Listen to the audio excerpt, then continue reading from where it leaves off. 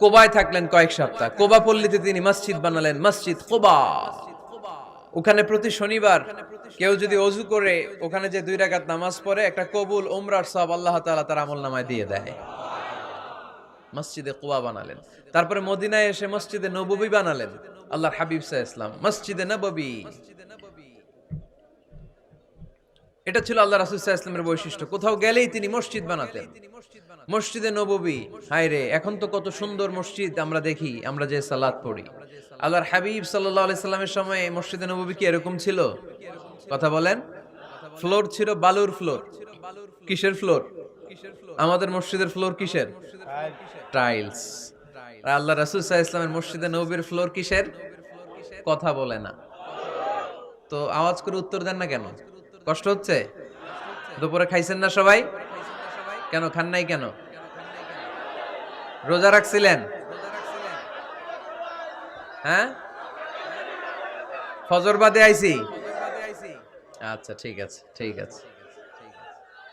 আচ্ছা আচ্ছা, সাউন্ড নাই, কথা শোনা যায় না।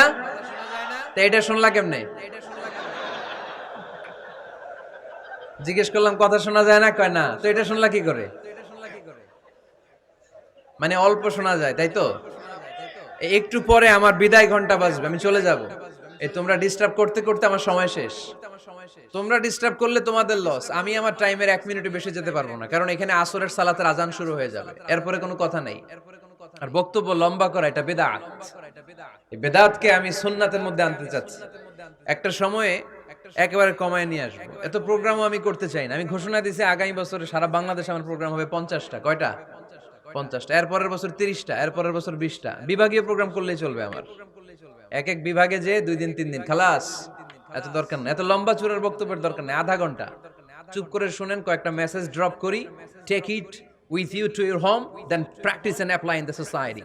নিয়ে যান, আমল করেন, সমাজের কাজে লাগান। সমাজটা আলোকিত করে দিবে কে? খুতাবুকুম তাবিলা, সালাওয়াতুকুম কাসীরা।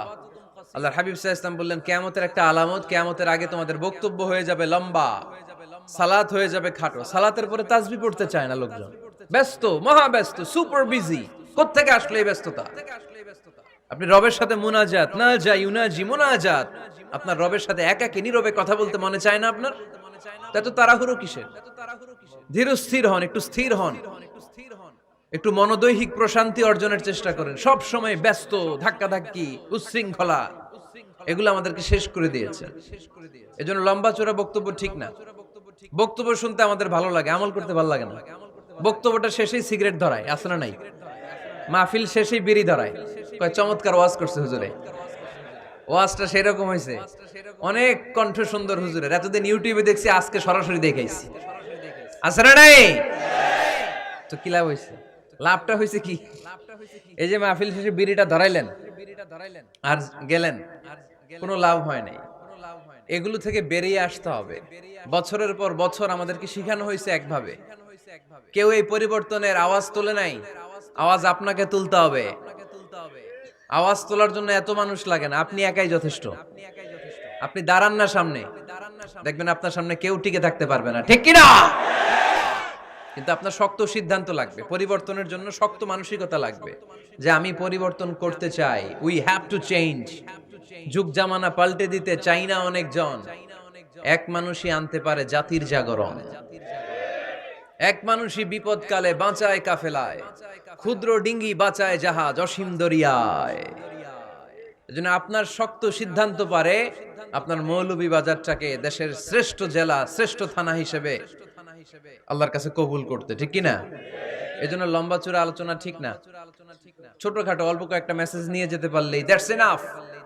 One of the minor sign before the day of judgment, your Islamic lectures will be very longer, and your salah 5 times a day will be shorter. কিয়ামতের আগে বক্তব্য লম্বা, নামাজ খাটো, তাসবিহ পড়ে না, ব্যস্ত, মহাব্যস্ত। এই মহাব্যস্ততা ছাড়েন, কোরআন সুন্নাহর দিকে ফিরে আসেন। বরকত দিবে কে? বিশ্বনবীর মসজিদে নববীর ফ্লোর বালুর ফ্লোর ছিল, আমাদের ফ্লোর টাইলস। আল্লাহর হাবিব সাল্লাল্লাহু আলাইহি ওয়াসাল্লামের মসজিদে বালি নিচে, এই বালিতেই নামাজ পড়তেন। বৃষ্টি হলে কাদামাটি হয়ে যেত, কাদামাটিতেই সেজদা করতেন। সেজদা করলে কাদার মাটি আল্লাহর হাবিব সাল্লাল্লাহু আলাইহি ওয়াসাল্লামের নাকে আর কপালে লেগে যেত। তিনি সালাম ফিরিয়ে সাহাবাদের দিকে মুখ ফিরিয়ে বসলে দেখতেন প্রতিটা সাহাবীর নাকে আর কপালে কাদার মাটি মিশে আছে। তার মানে প্রিয় নবী ইসলামের মসজিদে নববী ছিল কাঁচা, কিন্তু মুসল্লি ছিল পাকা। আমাদের মসজিদগুলা হয়েছে পাকা, কিন্তু মুসল্লি কাঁচা, ঠিক কিনা? ফজরের সালাতে মানুষ নাই। ইমাম সাহেব আছেন কে কে এলাকায়? দেখি ইমাম, মসজিদের ইমাম। মাশাআল্লাহ। আপনাদের এখানে ওই মসজিদে ফজরের নামাজে কয় কাতার হয়? 5 জন 6 জন? কেনে এত কম? কেনে? হ্যাঁ, আসে না, আসতে চায় না লোকজন। তো এই যে 5-6 জন ফজরের সালাতে, কল্পনা করতে পারেন ফজরের সালাতে এত কম লোক। ফজরের জামাতে লোক যায় না, এটা একটা মহামারী। যেদিন ফজরের জামাতের দৃশ্য আর জুমার নামাজের দৃশ্য একরকম হয়ে যাবে, ওই দিনই বাংলাদেশে ইসলাম কায়েম হয়ে যাবে। এখন স্লোগান তুলে বিপ্লব বিপ্লব, ইসলামী বিপ্লব। আর ফজরের সময় আমি কম্বলের ভিতরে, আছে না নাই? কোনো বিপ্লব হবে না। ফজরের নামাজ জামাতে পড়ুন, সকালটারে বরকতময় করে দিবে কে? আল্লাহর হাবিব সাল্লাল্লাহু আলাইহি ওয়াসাল্লামের মসজিদ ছিল সবার জন্য উন্মুক্ত, এখানে সবাই আসতে পারত। এজন্য মসজিদ হবে সবার। আমরা মসজিদের আবাদকারী হতে চাই। এজন্য রাব্বুল আলামিন বলেন, ইন্নামা ইয়া'মুরু মাসাজিদাল্লাহি মান আমানা বিল্লাহি ওয়াল ইয়াউমিল আখির ওয়া আকামাস সালাতা ওয়া আতাজ যাকাতা ওয়া লাম ইয়াখশা ইল্লাল্লাহ فعسى أولئك أن يكونوا من المهتدين سبحان الله পড়েন।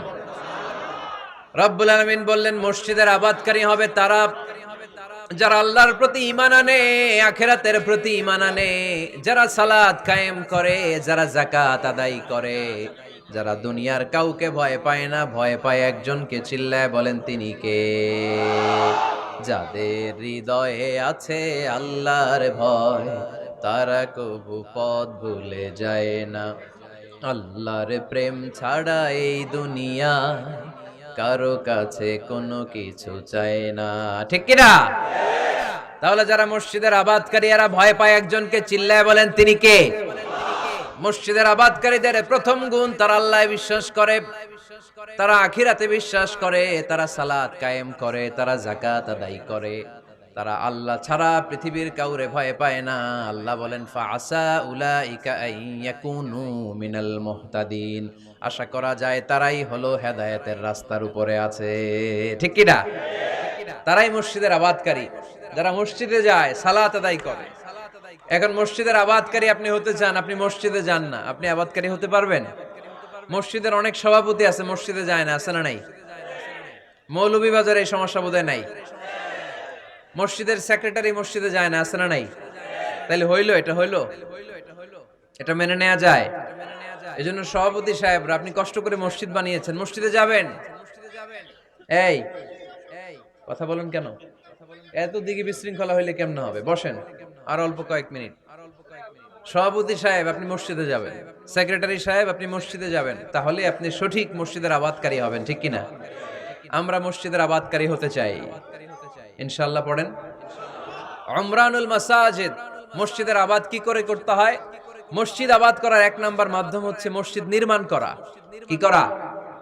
নির্মাণ করা। খেয়াল করবেন, আল্লাহর হাবিব সাল্লাল্লাহু আলাইহি ওয়াসাল্লাম বলেছেন, মান বানা মসজিদান মিন মালিহি ফিদ দুনিয়া বানাল্লাহু লাহু বাইতান ফিল জান্নাহ। যে ব্যক্তি নিজের পকেটের টাকা খরচ করে দুনিয়াতে মসজিদ বানায়, আল্লাহ তাআলা তার জন্য জান্নাতে ঘর বানায়।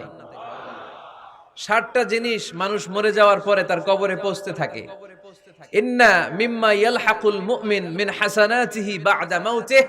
মানুষ মরে যাওয়ার পরেও যে 60টা জিনিস তার কবরে পৌঁছায়, তার মধ্যে একটা হচ্ছে মসজিদান বানাহু।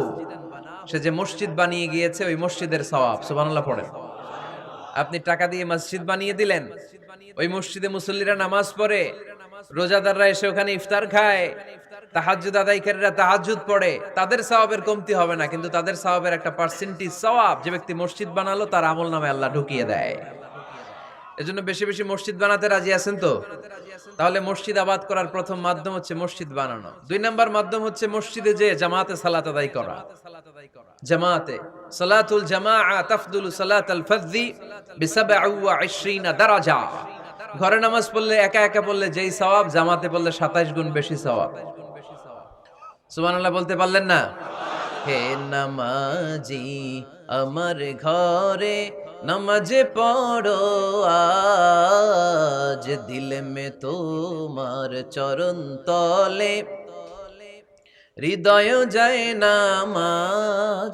হে নামাজি আমার ঘরে নামাজে পড়ো আজ, দিলে মে তোমার চরণ তলে হৃদয় যায় নামাজ। পড়েন আল্লাহু আকবার। কি সুন্দর লিখেছেন কাজী নজরুল ইসলাম। মসজিদ কেমন যেন মসজিদ তার নিজের ভাষায় আল্লাহর কাছে কেঁদে কেঁদে ফরিয়াদ জানায়, আল্লাহ নামাজিরা আমার ঘরে আসে না, কি সুন্দর টাইলস, কি সুন্দর মুসল্লা, কি সুন্দর এয়ার কন্ডিশন, সব আছে কিন্তু মুসল্লি নাই, ঠিক কিনা? মসজিদগুলো আল্লাহর কাছে ফরিয়াদ জানায়। এজন্য আমরা যেন মসজিদমুখী হই। কি মুখী? আওয়াজ করে বলতে হবে, কি মুখী? মসজিদমুখী। তাহলে মসজিদ আবাদের 1 নাম্বার পদ্ধতি মসজিদ বানানো, 2 নাম্বার মসজিদে বেশি বেশি যে জামাতে সালাত আদায় করা, 3 নাম্বারে মসজিদের সাথে সম্পর্ক জুড়ে দেওয়া, হৃদয়টা যেন সবসময় মসজিদের সাথে লেগে থাকে। আল্লাহর হাবিব সাল্লাল্লাহু আলাইহি ওয়াসাল্লাম বললেন, সাবআতুন ইউযিল্লুহুমুল্লাহু ফি যিল্লিহি ইয়াওমা লা যিল্লা ইল্লা যিল্লু। 7 শ্রেণীর ব্যক্তিকে আল্লাহ তাআলা কিয়ামতের দিন আরশের নিচে ছায়া দিবে, যেদিন আল্লাহর আরশের ছায়া ছাড়া কোনো ছায়া পৃথিবীতে থাকবে না। সেই দিনটা কি এই দিনের মতো? কিয়ামতের দিনটা আজকের এই দিনের মতো হবে? 50,000 বছর হবে। এটা লেন্থ, এটা ডিউরেশন। কাআন সাফসাফা লা তারা ফিহা ইওয়াজা ওয়ালা আমতা, লেভেল প্লেইং ফিল্ড, তামার জমিন। একটু কল্পনা করেন তো ওই দিনটা কত ভয়ঙ্কর। বাবা ছেলেরে চিনবে না ওই দিন, ছেলে বাবারে চিনবে না, স্ত্রী স্বামীকে চিনবে না, স্বামী স্ত্রীকে চিনবে না, পীর সাহেব মুরিদ চিনবে না, মুরিদ পীর সাহেবকে চিনবে না, নেতা কর্মীকে চিনবে না, কর্মী নেতাকে চিনবে না। হায় হায়, ইয়া নাফসি ইয়া নাফসি বলে কাঁদবে। সূর্যটা মাথার কাছে চলে আসবে, সূর্যের তাপে মাথার মগজগুলো গলে গলে নাকের ছিদ্র আর কানের ছিদ্র দিয়ে টপ টপ করে বেয়ে বেয়ে পড়বে। তৃষ্ণায় মানুষগুলো পাগল পাড়া, জিহ্বাটা বের হয়ে নাভি পর্যন্ত ঝুলতে থাকবে। সেদিন সবাই পাগলের মতো ছুটতে থাকবে, কোনো ছায়া নাই আল্লাহর আরশের ছায়া ছাড়া। আল্লাহর হাবিব বললেন, 7 শ্রেণীর ব্যক্তিকে আল্লাহ তাআলা আরশের নিচে ছায়া দিবেন। এর মধ্যে 1 শ্রেণীর ব্যক্তি রাজুলুন কলবুহু মুআল্লাকুন বিল মাসাজিদ, ওই ব্যক্তি যার হৃদয়টা সব সময় আল্লাহর মসজিদের সাথে লেগে থাকে। মসজিদের সাথে যার হৃদয় লেগে থাকে তাকে আরশের নিচে ছায়া দিবে কে? এজন্য মসজিদের সাথে যেন আমাদের হৃদয়গুলো লেগে থাকে। অনেকেই দেখবেন এত ভালো নামাজে, জোহর পরে টেনশন করে আসরটা কই পড়বো, আসর পরে চিন্তা করে মাগরিবের সময় আমি কোথায় থাকবো, মাগরিবের সময় টেনশন, ইস এশাটা হয়ে গেলেই তো শেষ। এরকম লোক আছে না নাই? এদেরকে সেই কঠিন ভয়াবহ দিনে আরশের নিচে ছায়া দিবে কে? তারপরে মসজিদ আমাদের 4 নাম্বার পদ্ধতি, মসজিদকে পরিচ্ছন্ন রাখা, মসজিদকে ঝাড়ু দেয়া। মসজিদকে যারা পরিষ্কার করে তাদের হৃদয়ের যন্ত্রণা দূর করে দেয় কে? সাইয়েদনা ইব্রাহিম আলাইহিস সালাম এবং ইসমাঈল আলাইহিস সালামকে আল্লাহ তাআলা আদেশ করেছেন, তাহহিরা বাইতিয়া লিত-তাইফিনা ওয়াল আকিফিনা ওয়ার রুকআই সুজুদ। হে ইব্রাহিম ইসমাঈল, বাপ বেটা দুইজন মিলে মসজিদ ঝাড়ু দাও। কি ঝাড়ু দাও? মসজিদেরি ঝাড়ু বড়দার, ও কামারে হাত শোনো আমারে মুনাজাত। পড়েন, শোনো শোনো ইয়া ইলাহি আমারে মুনাজাত, শোনো আমারে মুনাজাত। পড়েন আমিন। মসজিদ ঝাড়ু দেওয়া মসজিদ আবাদের অন্তর্ভুক্ত। আপনারা কেউ কোনোদিন মসজিদ ঝাড়ু দিয়েছেন নাকি? কে কে দিয়েছেন দেখি? সবাই সবাই মসজিদের খাদেম? মাশাআল্লাহ। আমিও দিছি মসজিদ ঝাড়ু, অনেক দিছি। মাশাআল্লাহ, আল্লাহ তুমি কবুল করো। যাদের হৃদয়ে বড় জ্বালা, ফ্যামিলিতে সুখ নাই, শান্তি নাই, তারা হৃদয়ে প্রশান্তি আনতে চাইলে এতিমখানায় যাবেন, এতিমের মাথায় হাত বুলিয়ে দিবেন, এতিমের মুখে খাবার তুলে দিবেন। আপনার হৃদয়টারে নরম করে দিবে কে? আল্লাহর ঘর মসজিদে যাবেন, নিজ হাতে মসজিদটারে একটু পরিষ্কার করে দিবেন, আপনার জীবনটারে উজালা করে দিবে কে? তাহলে এগুলো করার মাধ্যমে আমরা মসজিদের আবাদ করতে চাই। আমরা মসজিদের আবাদকারী হতে চাই কি চাই না? আল্লাহর ঘর মসজিদ আবাদ করার মতো শ্রেষ্ঠ কাজ পৃথিবীতে হতে পারে না। এই মসজিদের কিছু আদব আছে, আল্লাহ রাসূল সাল্লাল্লাহু আলাইহি ওয়াসাল্লাম বলেছেন এই আদবগুলো মেইনটেইন করে যেন আল্লাহর ঘর মসজিদের সাথে আমরা ব্যবহার করি। মসজিদের এক নম্বর আদব হচ্ছে মসজিদে ওযুর সাথে প্রবেশ করা। কিসের সাথে? ওযু করে পরিচ্ছন্ন হয়ে মসজিদে প্রবেশ করা। এজন্য অপবিত্র অবস্থায় গোসল ফরজ, এরকম অবস্থায় মসজিদে ঢোকা যাবে? কথা বলেন, ঢোকা যায়? যেই নারীদের মাসিক চলতেছে, মেনস্ট্রুয়েশনাল পিরিয়ড চলতেছে, ওই নারীদের পক্ষে মসজিদে ঢোকা জায়েজ আছে? নাই। তাহলে এটা হলো এক নাম্বার আদব। মসজিদে ঢোকার সময় কি করে ঢুকবো? ওযু করে। আওয়াজ করে বলেন, কি করে ঢুকবো? ওযু করে। দুই নাম্বার আদব হচ্ছে মসজিদে যাওয়ার সময় সবচেয়ে ভালো জামাটা পরে যাব, সবচেয়ে ভালো পাঞ্জাবিটা পরে যাব। জানতো আপনারা? না সবচেয়ে সিরাটা পরে যান? হ্যাঁ, অনেকের নামাজের জন্য একটা পুরান জামা আছে, সিরা পারা, এদিকে হাত উঠাইলে দিকটা দেখা যায়, আছে না নাই? সবচেয়ে সিরা পারাটা রাখে নামাজের জন্য, কপাল পোড়া। আর সুন্নাতে খাতনার অনুষ্ঠানে গেলে মাশাআল্লাহ লেহেঙ্গা গায়ে দেয়া যায়, আছে না নাই? না, আপনি ইবাদতের জন্য সবচেয়ে সুন্দর জামাটা রাখবেন। এজন্য রাব্বুল আলামিন বলেন, ইয়া বানি আদম খুযু জিনাতাকুম ইনদা কুল্লি মসজিদ। ও বনি আদম, তুমি যখন আল্লাহর ঘর মসজিদে ঢুকবা, ও বনি আদম, তুমি যখন নামাজের মুসল্লায় দাঁড়াবা, তোমার সবচাইতে দামি, সবচাইতে সুন্দর জামাটা গায়ে দিয়ে তুমি নামাজে দাঁড়াও। ঠিক কি না? তাহলে এখন মসজিদে যাওয়ার সময় কি গায়ে দিয়ে যাবেন বলেন? খিতা করবাইন? হ্যাঁ, মাশাআল্লাহ। হ্যাঁ, সবচেয়ে ভালো কাপড়টা আয়রন করে পারফিউম মেখে তারপরে আমরা যাব। রাজি আছেন তো? তিন নাম্বার আদব হচ্ছে মসজিদে ঢোকার সময় বাম পা দিয়ে ঢুকতে হয়।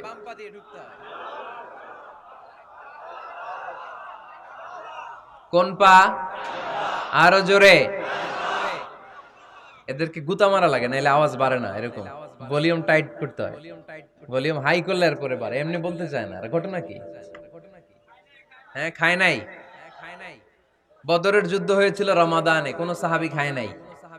না খাইয়া একেবারে সাইজ করে দিছে কাফেরদেরকে। আমরা না খেলেও আমাদের হৃদয়ে ইমানি শক্তি আছে না নেই? এই তো বোঝা যাচ্ছে ইমানি শক্তি আছে। এতক্ষণ আছিল কই? তো মসজিদে ঢোকার সময় কোন পা দিয়ে? এগুলো মনে থাকে আমাদের? ভুলা যাই আমরা, খেয়াল থাকে না তো এগুলা? এত কিছু মনের মধ্যে রাখলে এগুলো মনে থাকবে কেমনে? মসজিদে ঢোকার সময় কোন পা? আরো জোরে। বেরোয়ার সময় কোন পা? মনে থাকবে? মসজিদে যখন ঢুকবেন ডান পা দিয়ে ঢুকবেন, আর দোয়া পড়বেন, আউযু বিল্লাহিল আযীম ওয়া বিওয়াজহিল কারীম ওয়া সুলতানিহিল কদীম মিনাশ শাইতানির রাজীম। বিষ্ণু ইসলাম বললেন, যে ব্যক্তি মসজিদে ঢোকার সময় এই দোয়াটা পড়বে, শয়তান আফসোস শুরু করে, সে বলে, হায় হায়, আজকের দিনের জন্য, সারা দিনের জন্য তো তুই আমার ওয়াসওয়াসা থেকে বেঁচে গেলি। আজকের সারা দিনের জন্য তোরে আমি হারালাম, আজকের সারাটা দিন আল্লাহর পক্ষ থেকে প্রোটেকশন নিয়ে তুই বেঁচে গেলি, আজকের জন্য যা, কালকে তোরে আমি ধরবো। এজন্য এই দোয়াটা পড়ার দরকার আছে না? আউযু বিল্লাহিল আযীম ওয়া বিওয়াজহিল কারীম ওয়া সুলতানিহিল কদীম মিনাশ শাইতানির রাজীম। চারটা বাক্যের দোয়া। মুখস্থ করতে কষ্ট হলে যে ইউটিউবে চলে যাবে আজকেই, ওখান থেকে শুনে আপনারা মুখস্থ করে নেবেন, এই দোয়াটা পড়বেন। তাহলে ওই দিনের জন্য শয়তানের ওয়াসওয়াসা, টেম্পটেশন, প্রভোকেশন থেকে আপনি আল্লাহ তাআলার প্রোটেকশনে চলে গেলেন। সুবহানাল্লাহ পড়েন। তারপর আল্লাহর হাবিব বললেন, ঢোকার আগে আমারে সালাম দাও। পড়বেন, আসসালামু আলাইকা আইয়ুহান নাবিয়্যু ওয়া রাহমাতুল্লাহি ওয়া বারাকাত। এই দুইটা জিনিস যখন করে ফেললেন, তখন ডান পা দিয়ে পড়বেন, আল্লাহুম্মা আফতাহ লি আবওয়াবা রাহমাতিক। সুবহানাল্লাহ পড়েন। আল্লাহুম্মা আফতাহ লি, ও আল্লাহ আমার জন্য তুমি খুলে দাও আবওয়াবা রাহমাতিক, তোমার রহমতের দরজা। তার মানে মসজিদে ঢুকলে রহমত পাওয়া যায় কি যায় না? মসজিদে ঢুকলে পাওয়া যায় রহমত, মসজিদের বাইরে রহমতের কথা আল্লাহ বলে নাই। মসজিদের ভিতরে রহমত। কোথায় রহমত? কোথায়? মসজিদের ভিতরে রহমত আছে না? তার প্রমাণ, মসজিদে ঢুকলেই শান্তি লাগে কেমন জানি, আর ঘুমে ধরে। মসজিদে ঘুমাইছেন কারা কারা দেখি? সবাই ঘুমাইছেন? আরে আমি কত ঘুমাইছি, জুমার নামাজের সময় যে কি ঘুম আসে, আসে আসে কমন পড়ছে, একেবারে কমন পড়ে গেছে। ঘুম আসে কারণ রহমতের ঝিরি ঝিরি বারিধারা আল্লাহ তাআলা আরশের উপর থেকে নাজিল করতে থাকেন, আর এই রহমতের কারণে হৃদয়টা প্রশান্ত হয়ে যায়, অনেকের ঘুমও চলে আসে, ঠিক কি না? এজন্য আল্লাহুম্মা ইফতাহ লি আবওয়াবা রাহমাতিক, ও আল্লাহ তোমার রহমতের দরজাগুলো আমার জন্য খুলে দাও। এই দোয়া পড়লে রহমতের দরজা খুলে দেয় কে? আবার মসজিদ থেকে যখন বের হবেন তখন কোন পা দিয়ে? জোরে বলেন। বাম পা দিয়ে কি পড়বেন? আল্লাহুম্মা ইন্নী আসআলুকা মিন ফাদলিক, ও আল্লাহ তোমার কাছে আমি তোমার পক্ষ থেকে ফদল চাই, মানে রিজিক চাই। রিজিক দেওয়ার মালিক কে? তার মানে খুব সোজা সাপটা কথা হচ্ছে, মসজিদের ভিতরে পাওয়া যায় রহমত, আর বাইরে পাওয়া যায় ফদল বা রিজিক। বাইরে পাওয়া যায় কি? রিজিক। মসজিদের ভিতরে রিজিক আছে, তার মানে সারাদিন মসজিদে বসে থাকলে রিজিক মিলবে। নামাজের সময় নামাজ পড়তে হবে, কাজের সময় কাজ করতে হবে, এটাই হচ্ছে ইসলামের বিধান। নামাজের সময় নামাজ, কাজের সময়। আমি প্রশ্ন করবো, আওয়াজ করে উত্তর দেন। নামাজের সময়, কাজের সময়, নামাজের সময়, কাজের সময়, এটা মনে থাকবে। এজন্য আল্লাহ বললেন ফাইদা কুদিয়াতিস সালাতু ফান্তাশিরু ফিল আরদি ওয়াবতাগু মিন ফাদলিল্লাহ। যখন তোমাদের সালাত শেষ হয়ে যায়, আল্লাহর রিজিক অন্বেষণের জন্য আল্লাহর জমিনে তোমরা ছড়িয়ে যাও। নামাজের সময় আসবেন, নামাজ শেষ বের হয়ে যান। ফান্তাশিরু ফিল আরদ, জমিনে ছড়িয়ে পড়ো। নামাজ শেষ চেয়ারম্যান সাহেব চলে যাবে ইউনিয়ন পরিষদের ভেতরে, ছাত্ররা চলে যাবে হাই স্কুলে, মেম্বার অফ দ্য পার্লামেন্ট চলে যাবে সংসদে, সেনাবাহিনীর লোকেরা চলে যাবে ক্যান্টনমেন্টে, ব্যবসায়ীরা চলে যাবে তাদের বাজারে, সিএনজি ওয়ালারা সিএনজি নিয়ে ব্যবসা শুরু করবে, রাস্তায় নেমে যাবে, চিল্লায় বলেন ঠিক কিনা? এটাই ইসলামের বিধান। নামাজের সময় নামাজ, কাজের সময়। আচ্ছা, তাহলে প্রথম সুন্নাত পেলাম, পবিত্র হয়ে ঢুকবো, ভালো জামা পরে ঢুকবো। 2 নাম্বার। 3 নাম্বার, ঢুকার সময় কোন পা? বের হওয়ার সময়। 4 নাম্বার, মসজিদে ঢুকে 2 রাকাত। মসজিদে ঢুকে কয় রাকাত পড়েন আপনারা? তাহিয়াতুল মসজিদ, মসজিদে আপনি ওয়েলকাম জানাবেন, ঢুকেই 2 রাকাত পড়বেন, ওযু করলে 2 রাকাত। আল্লাহর হাবিব সাল্লাল্লাহু আলাইহি ওয়াসাল্লাম মসজিদে নববীতে জুমার খুতবা দিচ্ছেন। খুতবা চলাকালীন সময়ে এক সাহাবী এসে মসজিদের মধ্যে বসে পড়লেন। আল্লাহর হাবিব সাল্লাল্লাহু আলাইহি ওয়াসাল্লাম সাহাবীরে বললেন দাঁড়াও। সাহাবী দাঁড়ালেন। আল্লাহর নবী জিজ্ঞেস করলেন কেন বসে বললা? 2 রাকাত পড়ছো নাকি? সাহাবী বলে পড়ি নাই। বিশ্বনবী বললেন তাহলে তাড়াতাড়ি 2 রাকাত নামাজ পড়ে বসে যাও। সুবহানাল্লাহ পড়েন। 2 রাকাত পড়ো নাই তো পড়ো, দাঁড়াও, তারপরে বসো। দেখেন খুতবা চলাকালীন সময়ে আমাদের খতিবরা কখনো খুতবা থামায়? কথা বুঝেন নাই? জুমার খুতবা আপনারা শুনেন না? খুতবা চলতেছে, ওই মুহূর্তে ইমাম সাহেবরা কখনো খুতবা থামায়? মাঝখানে কোনো ঝামেলা হলে থামায় না। প্রথম খুতবা শেষ, বসে, তারপরে দ্বিতীয় খুতবা। খুতবার মাঝখানে কোনো থামাথামি নাই। কিন্তু আল্লাহর হাবিব সাল্লাল্লাহু আলাইহি সাল্লাম কেমন খতিব ছিলেন দেখেন। আল্লাহর হাবিব সাল্লাল্লাহু আলাইহি ওয়াসাল্লামের খুতবা দেওয়ার স্টাইল এন্ড অ্যাটিটিউড এবং আমাদের খুতবা দেওয়ার স্টাইল এন্ড অ্যাটিটিউড, আল্লাহ রাসূল সাল্লাল্লাহু আলাইহি ওয়াসাল্লামেরটা কত প্রাণবন্ত ছিল।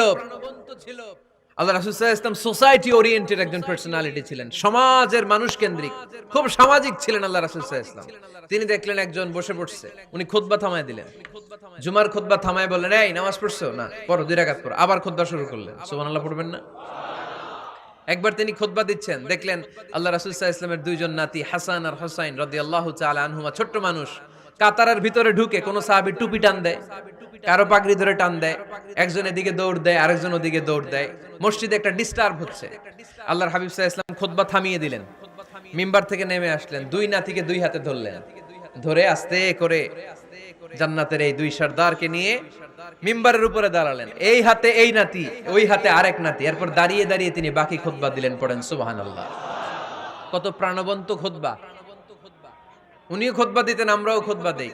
আল্লাহর হাবিব সাল্লাল্লাহু আলাইহি ওয়াসাল্লাম খুতবা দিচ্ছেন, এক সাহাবী এসে বলল ইয়া রাসূলুল্লাহ, মদিনায় দুর্ভিক্ষ, বৃষ্টি নাই, আপনি বৃষ্টির দোয়া করেন। রাসূল সাল্লাল্লাহু আলাইহি ওয়াসাল্লাম খুতবা থামায় দিলেন। থামাই দিয়ে দোয়া শুরু করলেন, আল্লাহুম্মা আসকিনা গাইসান মুগীসান মারিআন মুরিআন নাফিআন গায়রা দার আজিলান গায়রা আজল। আল্লাহ উপকারে বৃষ্টি দেন, যে বৃষ্টিতে আমাদের ফসল জন্মাবে, সবুজ ঘাস লতা পাতা জন্মাবে, আমাদের গবাদি পশুর রিজিক বাড়বে, এরকম উপকারে বৃষ্টি আমাদেরকে দিয়ে মদিনাটারে ধন্য করে দেন। বৃষ্টি শুরু হলো, জুমাবার বৃষ্টি, শনি রবি সোম মঙ্গল বুধ বৃহস্পতি শুক্র, টানা 7 দিন বৃষ্টি। এবার বৃষ্টির চোটে মদিনায় বন্যা হয়ে গেছে। এতদিনে দুর্ভিক্ষ, এতদিনে কি? এখন বৃষ্টির বরকতের দোয়া করছে, বৃষ্টিতে এবার বন্যা। যেই সাহাবী বৃষ্টির জন্য দোয়া করতে বলেছিলেন, পরের জুমাবারের খুতবার সময় এসে ওই সাহাবী বলেন, ইয়া রাসূলুল্লাহ, আবার খুতবার মাঝখানে, ইয়া রাসূলুল্লাহ, আর বৃষ্টির দরকার নেই, আর দরকার নেই, এবার বৃষ্টি বন্ধের দোয়া করেন। আল্লাহর হাবিব সাল্লাল্লাহু আলাইহি ওয়াসাল্লাম খুতবা থামিয়ে আবার বন্ধের দোয়া, আল্লাহুম্মা হাওয়ালাইনা ওয়ালা আলাইনা, হে আল্লাহ আমাদের চারিদিকে দেন, মদিনাতে আর বৃষ্টির দরকার নাই। চিল্লায় পড়েন সুবহানাল্লাহ। এজন্য খতিব হবে এরকম প্রাণবন্ত খতিব। সমাজে কি চলে, কি ক্রাইসিস, কি সংকট, ইয়াংরা কোন সমস্যায় ভোগে, আমাদের রাজনৈতিক অঙ্গনে কি সমস্যা, আমাদের অর্থনৈতিক অঙ্গনে কি সমস্যা, আমাদের সামাজিক অঙ্গনে কি সমস্যা, আমাদের পরিবারগুলোর ভেতরে কি ঝামেলা, প্রত্যেকটা কথা মসজিদের মিম্বার থেকে আসার দরকার আছে না নাই? আল্লাহর হাবিব সাল্লাল্লাহু আলাইহি ওয়াসাল্লাম এভাবেই সমাজকে ঠিক করে দিতেন। 2 রাকাত মসজিদে ঢুকে আজকে থেকে আমরা পড়ব। মসজিদে ঢুকলেই কয় রাকাত মনে থাকবে না ভুলে যাবেন? তারপরে আল্লাহর হাবিব সাল্লাল্লাহু আলাইহি ওয়াসাল্লাম বলেছেন, খবরদার কবরের উপর মসজিদ বানিও না। কবরস্থান একদিকে, মসজিদ আর একদিকে। কিন্তু বাংলাদেশে মসজিদের সাথে কবর মিলানো আছে না নাই? ছোট্ট একটা মসজিদ, কিন্তু এত বড় বাবার কবর আছে না নাই? না, এগুলো করবেন না আপনি। আগে হবে মসজিদ, পরে কবরস্থান। যেমন মসজিদে নববী হয়েছে আগে, তারপরে বিশ্বনবীর কবর এখানে আছে না নাই? মসজিদে নববী প্রতিষ্ঠিত হয়েছে আগে, পরে বাকি কবরস্থান আছে না নাই? কিন্তু কোন আল্লাহর ওলির কবরস্থানের উপরে যদি মসজিদ বানান, তার উপর লানাত দিয়েছে কে? লাআনা রাসূলুল্লাহ আলাল ইয়াহুদ ওয়ান নাসারা ইত্তাখাযু কুবুর আমবিয়াইহিম মাসাজিদা। আল্লাহ আল্লাহর রাসূলের লানত ইহুদি নাসারাদের উপর, কারণ ইহুদি আর নাসারাদের একটা খাসলাত, একটা বৈশিষ্ট্য ছিল, তারা তাদের নবীদের কবরের উপরে মসজিদ বানায় ফেলতো। এটা করা যাবে? এজন্য এলাকায় এলাকায় এই ঝামেলা, কবর আর মসজিদ হবে আলাদা। আবার মসজিদের কেবলার দিকে যেন কবরস্থান না হয়, তাহলে শিরক হওয়ার সম্ভাবনা আছে না নাই? খুব সাবধান, আল্লাহ সব মাফ করে কিন্তু শিরক মাফ করে না, ঠিক কি না? শিরক হচ্ছে মহাপাপ, সব পাপের বাপ। এজন্য আমরা সব করলেও শিরকের গুনাহ মুসলমান কখনো করতে পারে।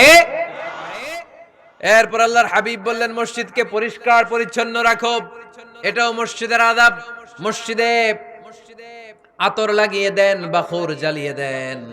আপনাদের এই এলাকার মধ্যে তো বাখুরের অভাব নাই, আগরের অভাব নাই, ঠিক কিনা? গতকাল প্রোগ্রাম ছিল কই? সুজানগর, আগরের রাজধানী। আগর চিনেননি আপনারা? হ্যাঁ, এই যে দেহনেল উদ পারফিউম, আপনাদের এই যে মাহতাব সাহেবের আল হারামাইন, এরপরে যে আজমল কোম্পানি, এও আপনাদের এই মৌলভীবাজার এলাকার। এরকম অনেক কোম্পানি আছে দুবাই ভিত্তিক, গোটা বিশ্বে ওনারা ব্র্যান্ডিং করেছে। এগুলোর র ম্যাটেরিয়াল, কাঁচামাল যায় হচ্ছে আপনাদের মৌলভীবাজার থেকে। ছেলের বউ শাশুড়ির ওয়াজ গতকাল করছে, শুনে নিন। শাশুড়ি আর বৌমার কিলাকিলি, গতকালের ওয়াজের বিষয় ছিল কি? শাশুড়ি বৌমার কিলাকিলি কি করে থামাবেন, শুনে নিন। আচ্ছা ঠিক আছে, মুফতি সাহেবদের কাছ থেকে জেনে নেবেন এই প্রশ্ন। আমি উত্তর দিলে আবার কিলাকিলি লেগে যাবে বাংলাদেশ। কিলাকিলির দরকার নাই। সম্মানিত ভাইয়েরা, মসজিদ পরিষ্কার পরিচ্ছন্ন রাখবেন, এই বাখুর জ্বালাবেন, দেহনেল উদ, এই পারফিউম গুলো ছড়িয়ে দিবেন। মসজিদের মধ্যে অনেক মসজিদে দুর্গন্ধ আছে না নাই? এই কার্পেটের মধ্যে ময়লা, পরিষ্কার করে না। আল্লাহর হাবিব সাল্লাল্লাহু আলাইহি ওয়াসাল্লাম বলেছেন, খবরদার। আম্মা জান আয়েশা বর্ণনা করেন, আমার রাসূলুল্লাহ সাল্লাল্লাহু আলাইহি ওয়াসাল্লাম বিবিনাইল মসজিদ ফি দুয়ার ওয়া আন তুতাইয়াবা ওয়া তুনাযাফ, আমরা যেন এলাকা এলাকায় মসজিদ বানাই, মসজিদগুলোকে যেন পারফিউম দিয়ে, আতর দিয়ে সুগন্ধময় করে দেই। বিশ্বনবী আদেশ করেছেন, সুবহানাল্লাহ পড়েন। এজন্য কোনো অপরিচ্ছন্ন মসজিদ থাকতে পারবে না। মসজিদের পাশ দিয়ে গেলে আতরের ঘ্রাণে আমোদ হয়ে লোকজন যেন বুঝতে পারে এটা আল্লাহর ঘর, মসজিদ। চিল্লায় বলেন ঠিক কি না? এরপর আল্লাহর হাবিব সাল্লাল্লাহু আলাইহি ওয়াসাল্লাম বলেছেন, মসজিদের আরেকটা আদব হলো মসজিদকে অতিমাত্রায় ডিজাইন না করা। বেশি ডিজাইন করা যাবে না। এমন ডিজাইন করা যাবে না যে এটা মসজিদ বুঝাই যায় না। এত লাইটিং ফাইটিং করে, এটা কি মসজিদ না কমিউনিটি সেন্টার বুঝাই যায় না? আছে না নাই? আছে। এরকম যেন আমরা না করি সম্মানিত ভাইয়েরা। বিশেষ করে মসজিদের সামনের দেয়ালে, কোন দেয়ালে? সামনের দেয়ালটা কেবলার দিকে যেই দেয়াল, এই দেয়ালটা হতে হবে ফ্রেশ, যাতে করে মানুষের দৃষ্টি আকর্ষণ না করে। প্রায় মসজিদের দেয়ালের মাঝখানে দেখবেন আপনি ক্যালেন্ডার ঝুলায় রাখে, আছে না নাই? মৌলভীবাজারের কি অবস্থা? খিতা খবর আছে? তো এই যে ক্যালেন্ডার ঝুলায় রাখে, ওইখানে দেখবেন বিভিন্ন মসজিদের ছবি, এতিমখানার ছবি, মানুষের ছবি। তো মানুষ নামাজও পড়ে, আবার ওগুলোও তাকায়, আছে না নাই? প্রথম কাতারে পরে ওইখানে কি লেখা, এগুলো পরে তার ডিস্টার্ব হচ্ছে না? এই মুসল্লির দৃষ্টি যাতে অন্যদিকে না যায়, এটা খেয়াল রাখতে হবে। যদি পারা যায়, মসজিদের সামনে কোনো ঘড়ি টড়ি চলবে না। ঘড়ি মসজিদের পেছনের দেয়ালে, সময়সূচি পেছনের দেয়ালে, সব পেছনে। সময় কয়টা বাজে ওটা ইমাম দেখলে চলবে, ইমাম এভাবে দেখে নিবে, আপনারাও দেখে নিবে। কিন্তু সামনের দেয়ালটা যত সিম্পল করা যায়। আল্লাহর হাবিব সাল্লাল্লাহু আলাইহি ওয়াসাল্লাম নামাজ পড়া অবস্থায় সামনে এমন কিছু রাখতেন না যেটার দ্বারা আল্লাহর হাবিব সাল্লাল্লাহু আলাইহি ওয়াসাল্লামের সালাতে মনোযোগ অন্যদিকে চলে যায়। আমরা যখন সালাত পড়ি, যদি অন্যদিকে তাকাই, ফেরেশতার মাধ্যমে আল্লাহ একটা ডাক দেয়, বলে আকবিল, এই বান্দা ফিরে আয়, তোর নজর থাকা দরকার সেজদার জায়গায়, ফিরে আয়। আপনি আবার যখন অন্যদিকে তাকান, আল্লাহ বলে ফিরে আয়, সেজদার দিকে তাকা। আপনি আবার যখন ঘড়ির দিকে তাকান, আল্লাহ বলে আকবিল, ফিরে আয়, সেজদার দিকে তাকা। আপনি যখন আবার অন্যদিকে তাকান, তখন আল্লাহ বলে লা হাজাতা লি ইলা সালাতিক, তোর এই নামাজের দরকার আমার নাই। নাউজুবিল্লাহ পড়বেন না? তোর এই নামাজের দরকার আমার নাই। অজু করে কষ্ট করে যাকে খুশি করার জন্য আপনি সালাতে দাঁড়ালেন, উনি যদি বলে এই নামাজের দরকার নাই, তা কার জন্য নামাজ পড়লেন আপনি? কথা কি বুঝতে পেরেছেন? এই জন্য এলাকার গণ্যমান্য ব্যক্তিবর্গ আছে, আমাদের চেয়ারম্যান সাহেব আছে, আরো অন্যান্য বিজনেস ম্যাগনেটরা আছে। আপনারা মসজিদ যখন নির্মাণ করবেন, সামনের দেয়ালটা যত সাদামাটা হতে পারে ততই ভালো। এমনকি জায়নামাজের মধ্যে এখন কাবা ঘরের ছবি আছে না নাই? আছে না? কি মুসলমান আমরা, নিজের কাবারে নিজে লাথি মারি নামাজের আগে, মনের অজান্তে নিজের কাবাকে নিজে লাথি মারছি। এরকম জায়নামাজ ব্যবহার করা নিষেধ, চিল্লায় বলেন ঠিক কিনা? সাদা ফ্রেশ জায়নামাজ বাজারজাত করেন, আপনাদের সিদ্ধান্তই ওনাদের ব্যবসা বয়কট হয়ে যাবে। আপনারা যদি এখন থেকে মসজিদের মিনারা আর কাবা ঘরের যে প্রতিকৃতি বা ছবি, এরকম ছবি সম্বলিত জায়নামাজ কিনা বন্ধ করে দেন, এদের মার্কেট থাকবে? কথা বলেন। কালকে থেকে আমরা জায়নামাজ কেনার সময় ফ্রেশ জায়নামাজ কিনবো। কোন মসজিদ, কোন মিনার, আমাদের কাবা ঘরের ছবি সম্বলিত কোন জায়নামাজ কিনা যাবে? আওয়াজ করে বলেন, যাবে? যাবে না। এগুলো হচ্ছে মসজিদের আদাব, এগুলো রক্ষা করে মসজিদে ঢোকার দরকার আছে না নাই? পৃথিবীতে 3টা মসজিদ সবচাইতে শ্রেষ্ঠ মসজিদ, কয়টা? আওয়াজ করে বলেন না। 1 নাম্বার মসজিদুল হারাম, ফাওয়াল্লু উজুহাকুম শাতরা, যেখানেই তোমরা নামাজ পড়ো না কেন মসজিদের হারামের দিকে হয়ে নামাজ পড়ো। কিবলা কোন দিকে আজকে? এদিকে, এইদিকে কিবলা। আমি যদি এদিকে হয়ে পড়ি, নামাজ হবে না? হবে না কেন? কারণ কিবলামুখী হয়ে নামাজ পড়া ফরজ, চিল্লায় বলেন ঠিক কিনা? মসজিদুল হারাম পৃথিবীর প্রথম মসজিদ, ওখানে একটা ঘর আছে, ঘরটার নাম হলো কাবা। ইন্না আউওয়ালা বাইতিন উদিআ লিন-নাসি লাল্লাযী বিবাক্কাতা মুবারাকা। এই পৃথিবীর প্রথম ঘর, যেই ঘরটা স্থাপিত হয়েছে বাক্কা শহরে।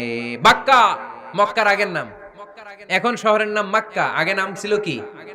সবাই বলেন, কি নাম ছিল? বাক্কা। এটা পৃথিবীর আদি ঘর, সব নবীদের পরশধন্য পদধূলিতে এই জায়গাটা বরকতময় হয়েছে। এটা এমন ঘর, যেই ঘরের চারদিকে 1 রাকাত নামাজ পড়লে 1 লক্ষ রাকাতের সওয়াব পাওয়া যায়।